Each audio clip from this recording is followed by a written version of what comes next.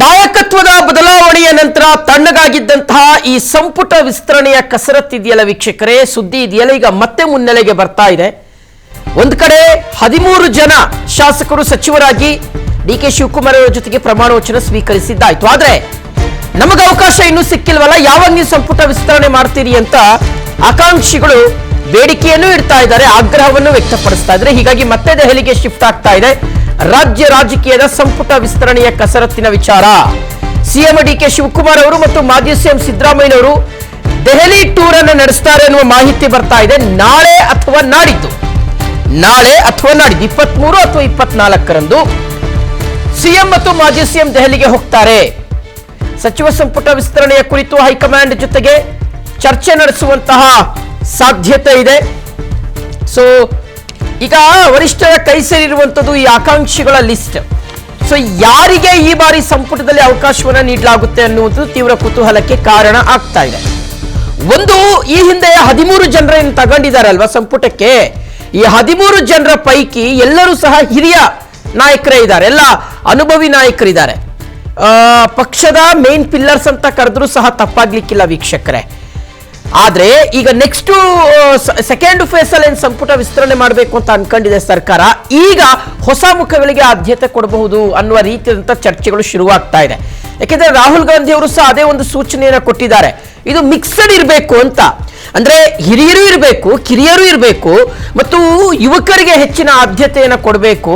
ಆ ಮೂಲಕ ಮುಂದಿನ 2028ರ ವಿಧಾನಸಭೆ ಚುನಾವಣೆಯ ದೃಷ್ಟಿಕೋನದಲ್ಲಿ ಪಕ್ಷ ಸಂಘಟನೆಯ ನಿಟ್ಟಿನಲ್ಲಿ ನಾವು ಹೊಸ ಮುಖಗಳಿಗೆ ಅವಕಾಶ ಕೊಡೋದ್ರಿಂದ ಅವರ ಉತ್ಸಾಹವನ್ನು ಜಾಸ್ತಿ ಮಾಡಬಹುದು ಅಂತ. ಸೊ ಹಾಗಾಗಿ ಈ ಸೆಕೆಂಡ್ ಫೇಸ್ ಅಲ್ಲಿ ಹೊಸ ಮುಖಗಳಿಗೆ ಅವಕಾಶವನ್ನು ಮಾಡಿಕೊಡಬಹುದಾದಂತ, ಅಥವಾ 2-3 ಸಲ ಗೆದ್ದಿರ್ತಕ್ಕಂಥವರಾಗಿರ್ಬೋದು, ಫಸ್ಟ್ ಟೈಮ್ ಗೆದ್ದಿರ್ತಕ್ಕಂಥವರಾಗಿರ್ಬೋದು, ಯುವಕರಿದ್ದಾರೆ, 50 ವರ್ಷ ಒಳಗಿರ್ತಕ್ಕಂಥವರಿಗೆ ಹೆಚ್ಚಿನ ಪ್ರಾಶಸ್ತ್ಯವನ್ನು ಕೊಡಬಹುದಾದಂತ ಸಾಧ್ಯತೆ ಇದೆ ಅಂತ ಹೇಳಲಾಗ್ತಾ ಇದೆ.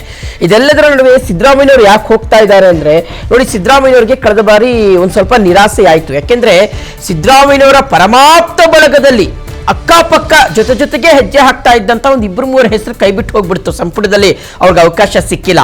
ಸೊ ಹಾಗಾಗಿ ಈ ಸಲ ಸೆಕೆಂಡ್ ಫೇಸ್ ಅಲ್ಲಾದ್ರೂ ಅವರಿಗೆ ಒಂದು ಅವಕಾಶವನ್ನ ಕೊಡಿಸಬೇಕು ಅಂತ ಸಿದ್ದರಾಮಯ್ಯನವರು ಪ್ರಯತ್ನಗಳನ್ನ ಮುಂದುವರಿಸಬಹುದು. ಇದೆಲ್ಲದರ ನಡುವೆ ಒಂದು ತೀವ್ರ ಚರ್ಚೆಗೆ ಅವಕಾಶ ಮಾಡಿಕೊಟ್ಟಂತಹ ವಿಚಾರ ಏನು ಅಂದ್ರೆ, 13 ಜನ ಲಾಸ್ಟ್ ಟೈಮ್ ಪ್ರಮಾಣ ವಚನ ಸ್ವೀಕರಿಸಿದ್ರು, ಆದ್ರೆ ಒಬ್ರು ಹೆಣ್ಣು ಮಹಿಳಾ ಶಾಸಕಿ ಇರಲಿಲ್ಲ ಅನ್ನುವಂಥದ್ದು. ಅಂದ್ರೆ ಒಬ್ರು ಮಹಿಳಾ ಶಾಸಕಿ ಸಂಪುಟಕ್ಕೆ ಲಾಸ್ಟ್ ಟೈಮ್ ತಗೊಂಡಿಲ್ಲ.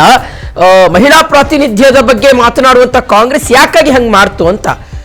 ಸೊ ಹಾಗಾಗಿ ಈ ಸಲ ಬಹುಶಃ ಒಂದು 2 ಮಹಿಳಾ ಶಾಸಕಿಯರಿಗೆ ಸಂಪುಟದಲ್ಲಿ ಅವಕಾಶ ಸಿಗಬಹುದು ಅಂತ ಹೇಳಲಾಗ್ತಾ ಇದೆ.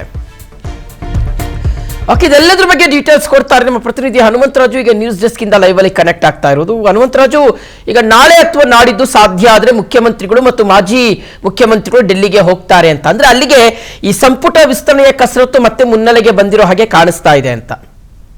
ಎಸ್ ಶಿವು, ಈಗ ಏನು ಸಚಿವ ಸಂಪುಟ ಏನು 13 ಸ್ಥಾನಗಳಿಗೆ ಫಿಲ್ ಮಾಡ್ಕೊಂಡಿದ್ರು, ಈಗಾಗಲೇ ವಿಧಾನ ಪರಿಷತ್ನ ಚುನಾವಣೆ ಆದ ನಂತರದಲ್ಲಷ್ಟೇ ಸಚಿವ ಸಂಪುಟ ವಿಸ್ತರಣೆ ಬಗ್ಗೆ ಮಾತಾಡೋಣ ಅಂತ ಹೇಳಿ ಹೈಕಮಾಂಡ್ ಕೂಡ ನಿರ್ಧರಿಸಿತ್ತು.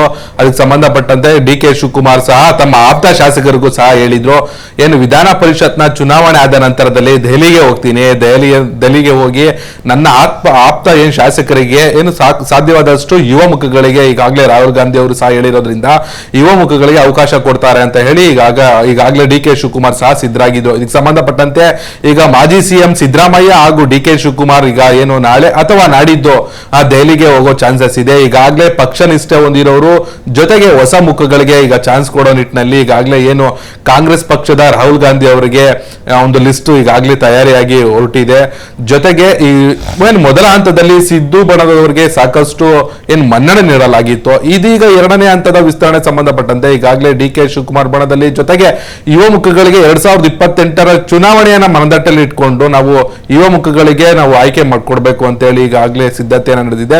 ಜೊತೆಗೆ ಏನು ಮೊದಲ ಏನು ಸಚಿವ ಸಂಪುಟ ಇದರಲ್ಲಿ ಮಹಿಳೆಯರಿಗೆ ಯಾವುದೇ ರೀತಿ ಆದ್ಯತೆ ನೀಡಲಾಗಿರಲಿಲ್ಲ. ಇದೀಗ ಏನು ನಯನಾ ಮೋಟಮ್ಮ ಸೇರಿದಂತೆ ಲಕ್ಷ್ಮೀ ಹೆಬ್ಬಾಳ್ಕರ್ ಸೇರಿದಂತೆ ಸಾಕಷ್ಟು ಜನ ಮಹಿಳಾ ಆಕಾಂಕ್ಷಿಗಳು ಸಚಿವ ಸ್ಥಾನದಲ್ಲಿ ಇರೋದ್ರಿಂದ ಬಹುತೇಕವಾಗಿ ಲಕ್ಷ್ಮೀ ಹೆಬ್ಬಾಳ್ಕರ್ ಅಥವಾ ನಯನಾ ಮೋಟಮ್ಮ ಅವರಿಗೆ ಸಚಿವ ಸ್ಥಾನ ಕೂಡ ಲಭಿಸೋದು ಸಾಧ್ಯತೆ ಇದೆ. ಜೊತೆಗೆ ಈಗಾಗಲೇ ಏನು ಏಜ್ ಬೇಸ್ಡ್ ಮೇಲೆ ನಾವು ಸಚಿವ ಸ್ಥಾನ ನೀಡಬೇಕಾಗಿ ಏನು ರಾಹುಲ್ ಗಾಂಧಿ ಅವರು ಸಹ ಸೂಚನೆ ಮಾಡಿರೋದ್ರಿಂದ ಬಹುತೇಕವಾಗಿ ಹೊಸ ಮುಖಗಳ ಆಯ್ಕೆ ಕೂಡ ನಿಶ್ಚಿತವಾಗಿದೆ. ಏನು ಹೊಸದಾಗಿ ಆಯ್ಕೆ ಆಗಿರ್ತಕ್ಕಂಥ ಶಾಸಕರಿಗೆ ಏನು 2 ಬಾರಿ ಅಥವಾ ಮೊದಲನೇ ಬಾರಿ ಆಯ್ಕೆ ಆಗಿರ್ತಕ್ಕಂಥ ಶಾಸಕರಿಗೂ ಕೂಡ ಸಚಿವ ಸ್ಥಾನ ಸಿಗೋದು ಸಾಕಷ್ಟು ಕನ್ಫರ್ಮ್ ಆಗ್ತಿದೆ Shivu. Okay, thank you Hanumantharaju details